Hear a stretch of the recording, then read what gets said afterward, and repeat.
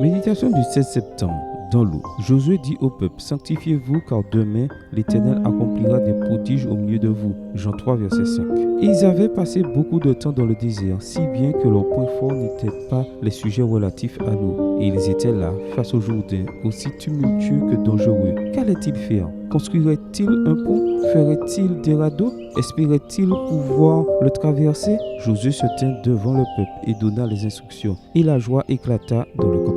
Ils firent un examen de conscience. Une bonne consécration à Dieu commence ainsi. Ils résolurent les problèmes de relation. Ils se lavèrent et se vêtirent de leurs plus beaux habits. C'était un jour solennel et tous voulaient être prêts pour le moment du miracle. C'était comme une grande église à l'air libre. Et les participants s'étaient mis sur leur 31. Ils ne savaient pas très bien comment cela allait se passer, mais ils avaient entendu de la bouche de leurs parents et grands-parents l'histoire de la mer Rouge, et ils attendaient une manifestation divine surnaturelle. Là, devant, se trouvait l'arche, brillante, impeccable, digne d'admiration. Les prêtres totalement immaculés, la barbe huilée et la posture élégante l'entouraient. À un certain moment, Josué donna les instructions et ils se dirigèrent vers l'eau. Je suppose que, dans ce moment de silence, beaucoup se demandaient ce qu'était cette histoire d'aller dans l'eau. La rivière ne s'était pas ouverte et un grand vent n'avait pas soufflé. Où était le spectacle? Eh bien, il avait commencé dans la rivière elle-même, beaucoup plus au nord, mais ils ne le savaient pas. Le Jourdain